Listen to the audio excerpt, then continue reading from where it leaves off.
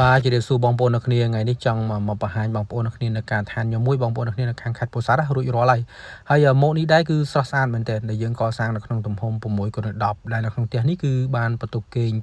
2បន្ទប់ទឹកមួយផ្ទះបាយមួយសំខាន់តាមបន្ទប់នីមួយៗគឺទលេមែនទែនបងប្អូនអ្នកគ្នាសន្តានផ្ទះនេះអញ្ចឹងនាំបងប្អូនទៅមើលខាងក្នុងបន្តិចហើយតាក់ទងមួយផ្ទះនេះគឺយើងកសាងសម្រិតសម្រាំងណាស់បងប្អូនអ្នកគ្នា